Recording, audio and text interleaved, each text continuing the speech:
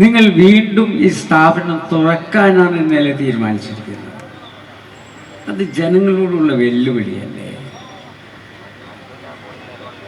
ഏതായാലും നിങ്ങളൊന്ന് തുറക്ക്. അത് നടത്തണമോ നടത്തണ്ടേ എന്ന് ഞങ്ങൾ തീരുമാനിച്ചു.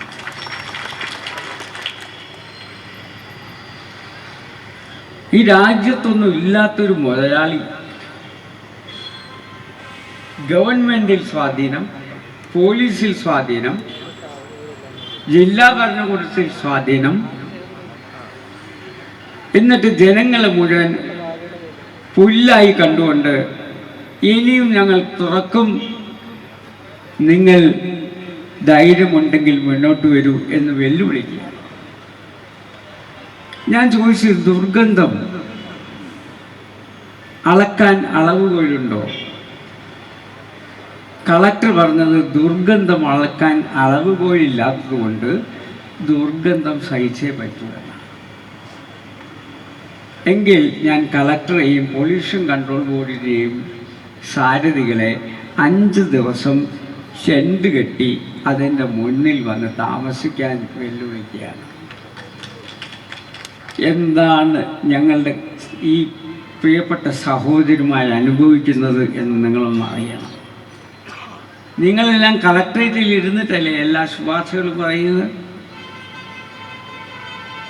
എന്നാൽ നിങ്ങൾ ധൈര്യമുണ്ടോ അവിടെ ഒരു ടെന്റ് കെട്ടിയിട്ട് 5 ദിവസം, 5 കൊല്ലമല്ല 5 ദിവസം അവിടെ താമസിക്കാൻ തയ്യാറായാൽ നിങ്ങൾ പറയുന്ന പോലെ ഞങ്ങൾ 5 പഞ്ചായത്തിലാണ് ഇതിൻ്റെ മണം. ഇരുതുള്ളിപ്പുഴ പൂർണ്ണമായും മാലിന്യപ്പെട്ടു കഴിഞ്ഞു. അതിന് പുറമെ ഓമശ്ശേരി, കോടഞ്ചേരി, താമരശ്ശേരി, കട്ടിപ്പാറ 4 പഞ്ചായത്തുകളിൽ ഈ ദുർഗന്ധം ഉണ്ടായിട്ടുണ്ട്.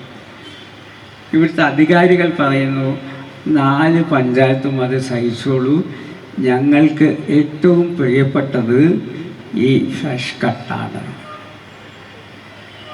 എന്നാൽ നിങ്ങളൊക്കെ ഫ്രഷ് കട്ടിനെ നിങ്ങളുടെ എല്ലാ ആയുധവും ഉപയോഗിച്ചുകൊണ്ട് സംരക്ഷിച്ചോളൂ. അത് നടത്തണമോ നടത്തണ്ടേ എന്ന് ഇവിടുത്തെ ജനങ്ങൾ തീരുമാനിക്കും.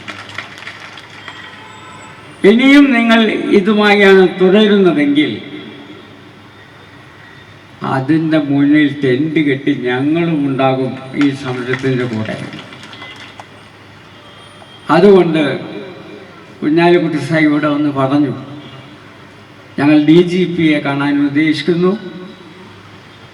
ഞങ്ങൾ അധികാരികളുടെ മുന്നിൽ മുന്നറിയിപ്പ് നൽകാൻ ആഗ്രഹിക്കുന്നു.